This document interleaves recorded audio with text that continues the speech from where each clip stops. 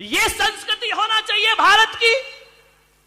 मेरे सानिध्य में मुझे बड़ा दुख है कि मैं संत होकर मुझे एक वृद्धाश्रम बनाना पड़ा जहां बुजुर्ग लोग रहा करते हैं। ऐसे ऐसे लोग आते हैं मेरे पास आंसू बहाते, हर एक घर की दुनिया से बाहर निकल के देखो, अपने ही घर को दुनिया मत समझिए।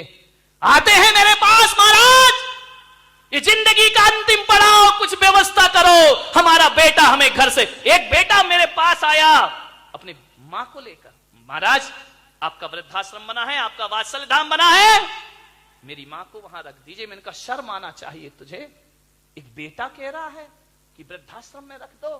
मान्यवर, मैंने उससे कहा तुझे तो चुल्लू भर पानी में डूब के मर जाना चाहिए। जिस मां ने कोख में रखा तू घर में नहीं रख सकता है, वापिस लेके जा इस मां को।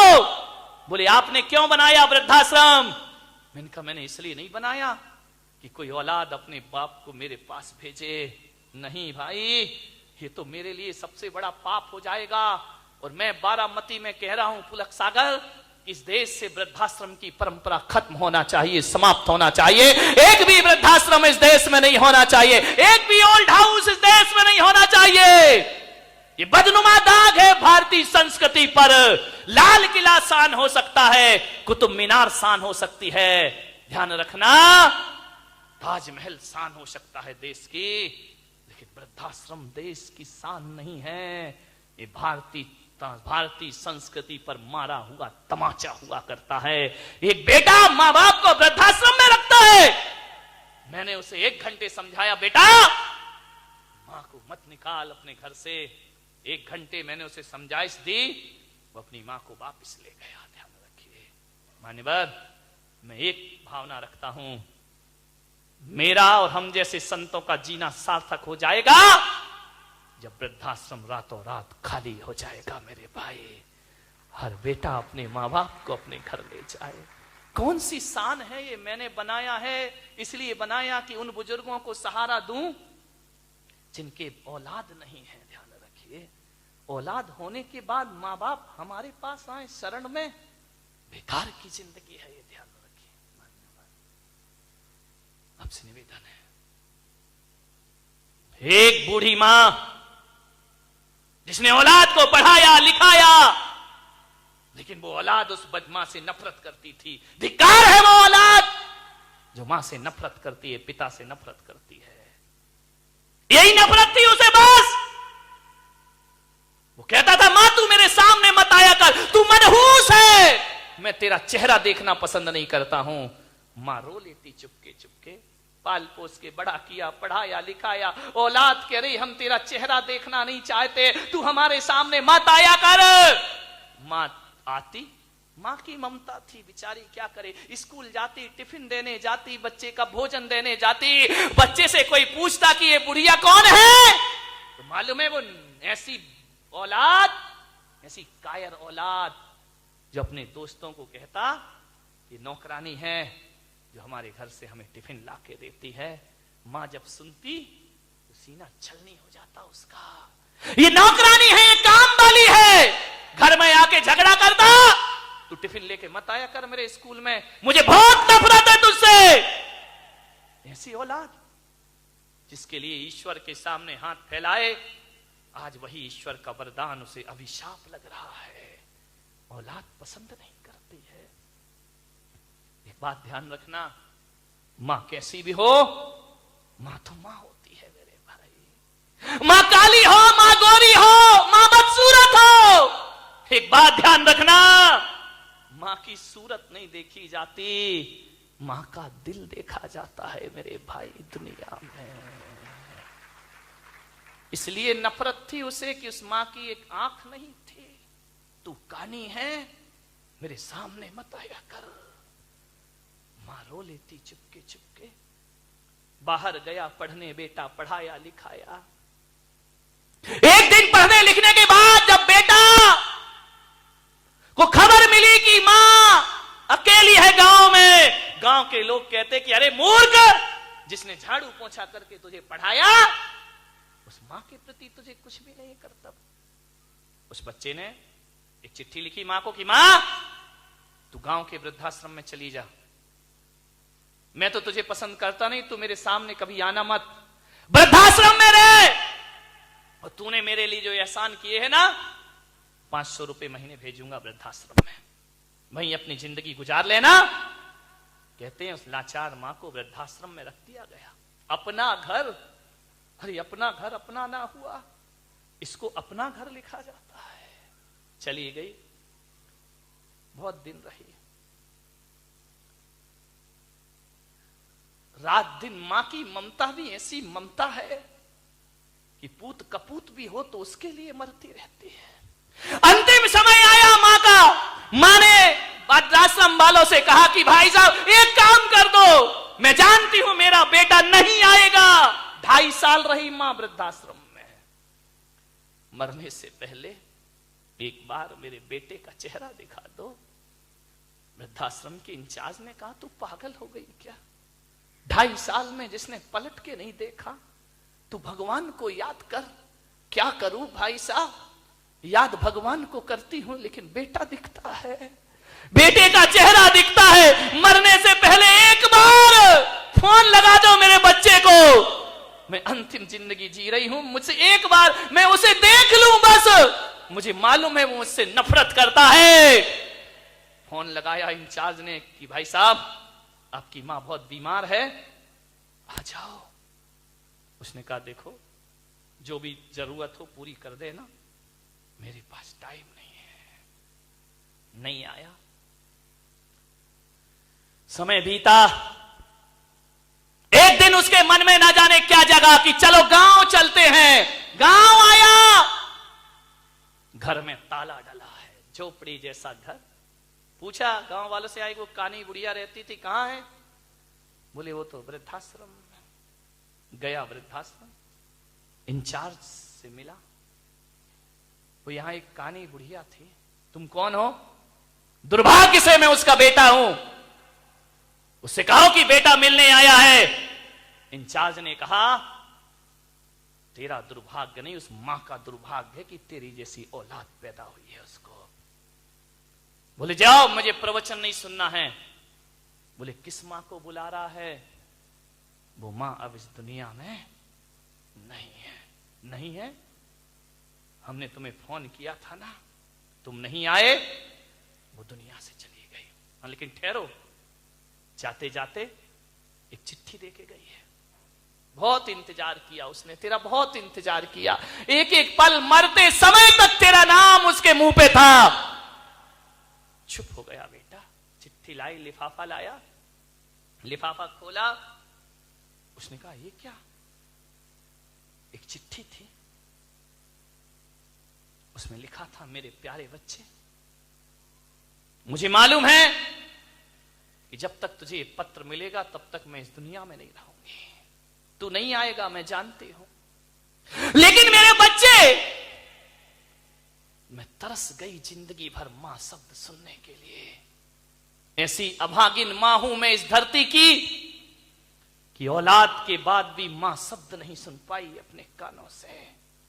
इसमें तेरी गलती नहीं बेटा, मेरी ही परवरिश में कोई कमी रह गई होगी, मेरे ही संस्कार गलत पड़ गए होंगे, मैं तेरी इच्छा के अनुसार तेरा काम नहीं कर पाई होंगी। इसमें तेरी कोई गलती नहीं मेरे बच्चे। ये मेरा है कि तूने इस गरीब मां की कोख से जन्म लिया है। मैं तरसती रही बेटा, आज आंख मूंद रही हूं। एक ही तमन्ना थी कि तुझे एक बार देख सकूं, पर नहीं देख पाई। पर बेटा, जिस राज को सीने में छुपा के मैं जीती रही, जो तेरी नफरत का शिकार बनते रही मैं, जो तेरा प्यार ना पा सकी मैं, तुझसे मां शब्द सुनने को तरसते रही, आज एक राज तुझे मरने से पहले लिख कर जाती हूं। और तू मुझसे इसलिए नफरत करता था ना कि मेरी एक आंख नहीं थी, तू कानी मां के नफरत करता था। आज एक राज बताती हूं बेटा कि कानी मैं कभी नहीं थी, काना तो तू पैदा हुआ था जब तेरा जन्म हुआ था। और जब मैंने तुझे देखा कि तेरी एक आंख नहीं है, तो मैंने कहा मेरे बच्चे को लोग मनहूस कह करके बुलाएंगे, मेरे बच्चे को अशुभ कह करके बुलाएंगे, मेरी जिंदगी क्या, इसका तो बहुत लंबा जीवन है मेरे बच्चे। और जिस कानेपन के कारण तू मुझसे नफरत करता रहा, अरे कानी मैं नहीं, काना तू था। मैंने बचपन में अपनी एक आंख निकाल कर तेरी आंख में लगवाई थी, वो मां हूं मैंने कानी होने का अभिशाप झेला। हकीकत में तो काना तू था। मां वो होती है भाई साहब जो अपनी आंख अपने बच्चों को दे दिया करती है।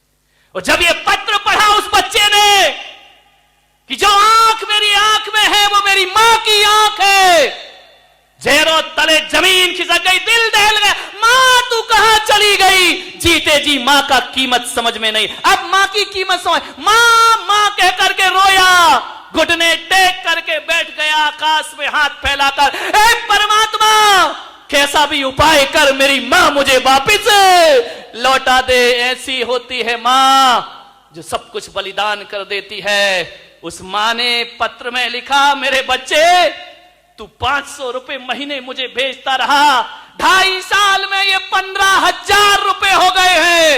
मैंने 1 रुपया खर्च नहीं किया, मुझे जरूरत नहीं पड़ी खाने की, जरूरत तो मुझे वृद्धाश्रम के लोगों ने व्यवस्था दे दी, कपड़े पहनाए, दवाई की।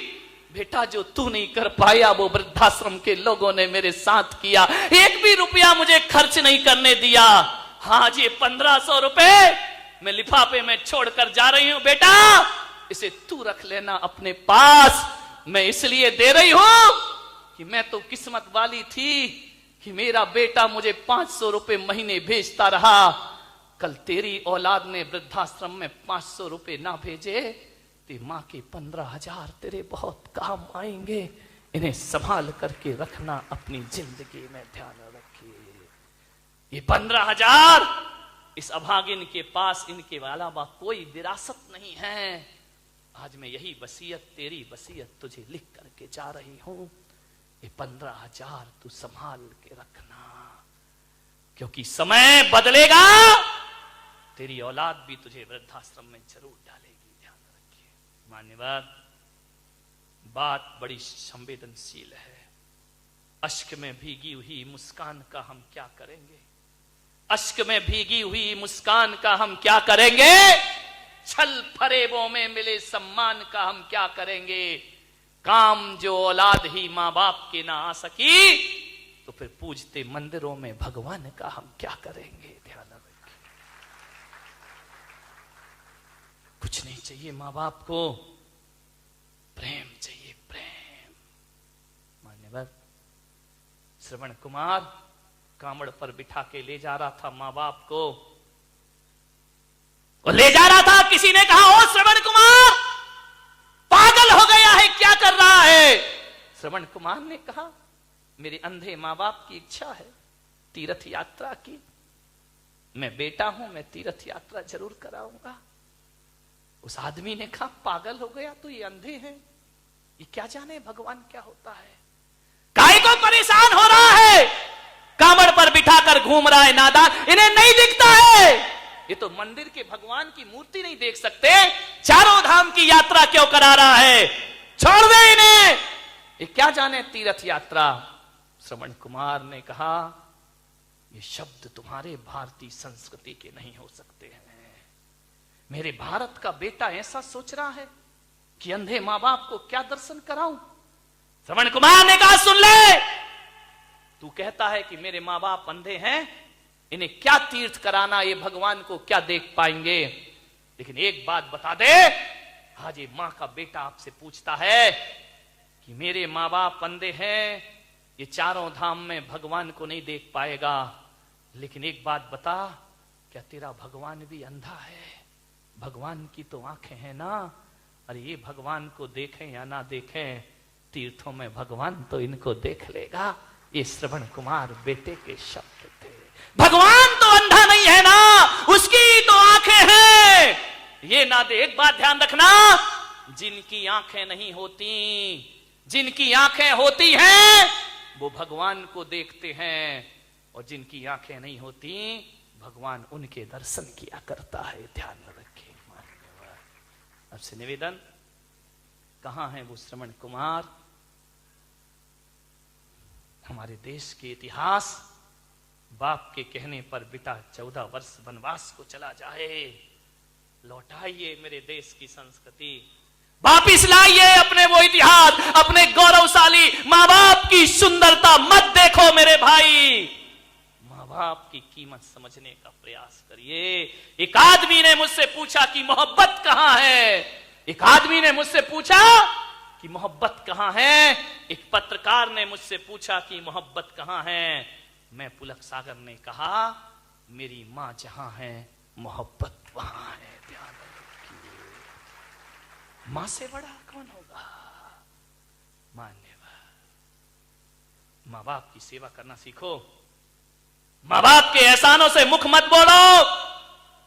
तुम कितने भी बड़े हो जाओ, कोई बच्चा मां बाप से बड़ा नहीं होता। तुम भगवान भी बन जाओ, तुम मोक्ष भी चले जाओ, तो भी मां बाप से बड़े नहीं हो सकते हो। पारसनाथ भगवान मोक्ष चले गए, निर्वाण को प्राप्त हो गए, सारे जगत के पिता बन गए, लेकिन आज भी वो सारे जगत के पिता बने, लेकिन मां बाप के पिता नहीं बन पाए। एक बात ध्यान रखना, कितनी भी वीतरागता और कितने भी महान क्यों ना बन जाओ, ध्यान रखना सारे जगत का पिता आज उसकी वंदना होती है तो हम कहते हैं अश्वसेन के राज दुलारे, भामा देवी की आंखों के सारे जगत का भगवान आज भी अश्वसेन का राज दुलारा बना है, और आज भी भामा की आंखों का आज भी हम कहते हैं कि त्रिशला नंदन वीर की और जय बोलो महावीर की। ध्यान रखिए, आज भी माँ बाप से, आज मेरा इतिहास लिखा जाए, आज तीर्थंकरों का इतिहास, महापुरुषों का इतिहास, मान्यवर मेरा निवेदन है अपना इतिहास संदिग्ध हो जाएगा यदि उसमें से माँ बाप का नाम हटा दिया जाए। माँ बाप का नाम हटाओ तो तीर्थंकर वही प्रश्नवाचक चिन्ह लग जाया करता है। आदमी की पहचान, आदमी की प्रामाणिकता माँ बाप के नाम से हुआ करती है मेरे भाई, ध्यान रखिए। किस्मत वाले हैं वो लोग जिनके माता पिता मौजूद हैं। आपसे निवेदन करूंगा कि घर से निकल के मेरे चरण ना छुओ तो चलेगा, कोई बात नहीं, भगवान के चरण बाद में छूना, घर से निकलते ही माँ बाप के चरण पहले छुआ करो मेरे भाई। ये माँ बाप के चरणों की धूल यदि माथे पर लगा ली तो मैं विश्वास दिलाता हूं कि जो शीतलता मंदिर का चंदन नहीं देगा, उससे ज्यादा शीतलता माँ बाप के चरणों की धूल